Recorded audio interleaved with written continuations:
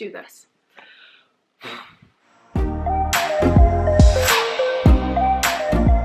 Hi everyone, my name is Meredith and welcome to my channel. Today's video is going to be about how I prevent acne, and I wanted to start off with this video because I get a lot of messages on my Instagram about my skincare routine, what products I like, my makeup routine, so I decided to start with an acne video because in my opinion, you're not going to have like great flawless makeup unless you have good skin underneath it. So I just decided that I'd share some of my tips and tricks with you guys and tell you what works for me. And I want you guys to keep in mind that if it works for me, like that's great, but it might not work for you. So have an open mind and understand that everyone's skin is different, but these tips are useful and something worth trying.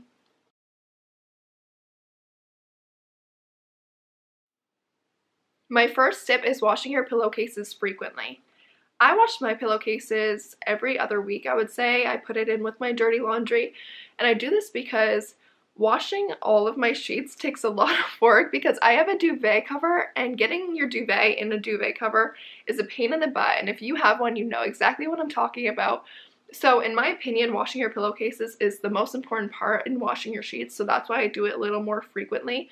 I'll just take my pillowcase off and I'll wash it with a load of laundry because it takes very minimal space up.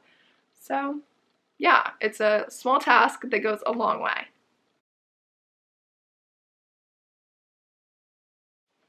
And my second tip is washing your face after you shower.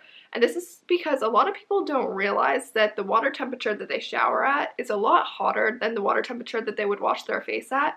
And washing your face with hot water is really bad for your skin. It just dries it out.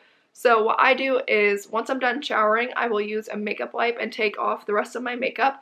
And because I feel like just wiping off your makeup doesn't get into the nitty-gritty as much as I'd like it to, I use this Vanity Planet face brush set, I guess.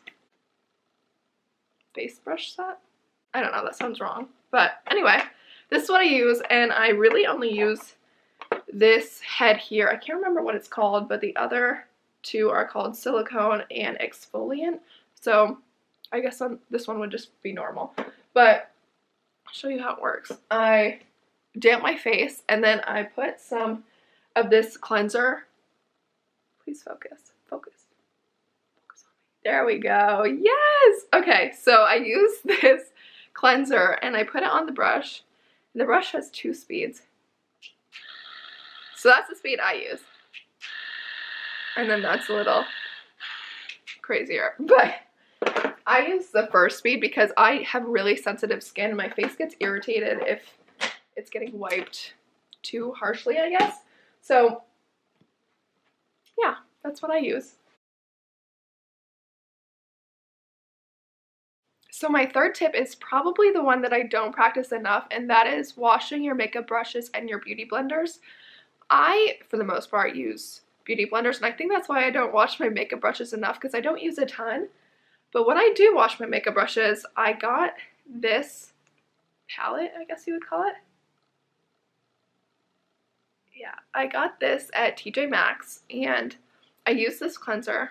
There's no brand name, but it's just a regular cleanser. And I put a little bit on this palette, and then I just swirl my brushes in it with some warm water and let it set overnight. And then I'm a little bit better with beauty blenders just because beauty blenders gross me out, honestly, after time. I love beauty blenders. It's all I really use. But after a while, you can tell they're not orange anymore. Mine's orange. I'll show you mine. So like I said, I use beauty blenders more. And this one I got yesterday, 2 days ago. And I'm going to show you my old one. I don't know if I should put this on the internet because it's really embarrassing. But this is how dirty it got. And this is like the color it should be. So you'll know when it's time to get a new one, and when it's time, it is time. So please do it for the sake of your skin. My fourth tip is drinking water, and I'm over here practicing what I preach as I film. I can't even tell you how many benefits there are to drinking water, not only for your skin, but for your emotional well-being. I started drinking a lot of water once I started going to college, and that's because when I went to college I decided I was going to cut soda out of my life, and I can't even tell you how much of a difference I've seen in my skin since I got to school, and I think it's because I've been drinking water, because what else would it be? And also, actually, it could also be my 5th tip, which is eating healthier foods. What you put in your body is what's going to show on your body. Obviously, everyone knows that. By putting healthy foods into your body, you're going to feel so much better and you're going to look so much better. So once I got to school, I cut soda out of my life, like I said, and I also started eating a lot healthier because there's not a ton of options in college, and if you're in college, you know that, and sometimes eating healthy is a struggle, but I eat a lot of stir fry when I'm at school, and I also eat a lot of omelets, and there's an egg white or regular option, and I don't even taste the difference, to be completely honest. So eating healthier is such a big factor into having good skin. If you're breaking out right now and you're not really sure why, try changing up your diet for just a week just to see if anything clears up, because that could be a really big factor into your breakouts. My 6th tip is handle your stress or it will show on your face. And I think this one is probably the hardest for people to be able to control, because obviously there are going to be really big stresses in your life that are going to have effect on you no matter what.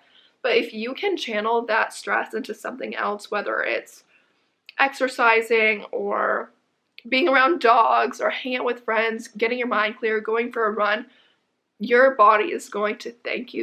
When stress builds up, it shows on your face and you're going to have really bad breakouts, which are going to make you stress out even more. So handling your stress is so important in your skincare. My 7th tip is not popping your pimples and not touching your face. This one I struggled with for quite a bit. I didn't realize how important it was to not pop your pimples, because I understand that popping your pimples will get rid of the pimple faster, but underneath where that pimple was will leave a scar, and the scar is going to last so much longer than the pimple ever would have. So trust me, just let your pimples go away on their own. My 8th tip is talking to your doctor.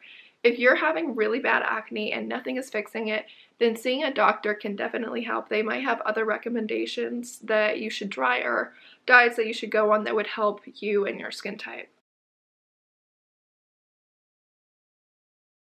My 9th tip is taking off your makeup every night.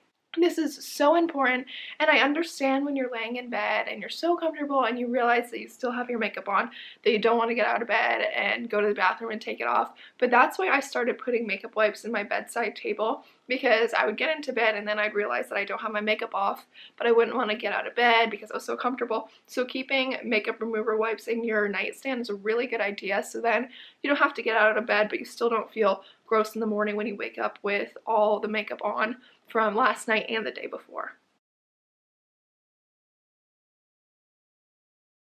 My 10th and final tip is making sure that your skincare routine works for your skin type, and you're not just following along with someone else's skincare routine just because it works for them, because they could have a totally different skin type than you and it could actually be making your skin worse.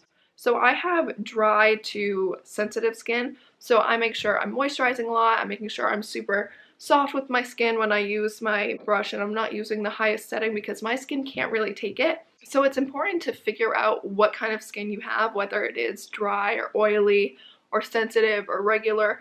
So finding out your skin type is super important, and you can do that at like Ulta or Sephora, but most importantly at a dermatologist. They would be more accurate, I think. So I can't use acidic products on my skin, one because I'm allergic, and two because I have sensitive skin, so this cleanser works really well for me. So if you experience that too, then maybe that's a cleanser that you'd like to try.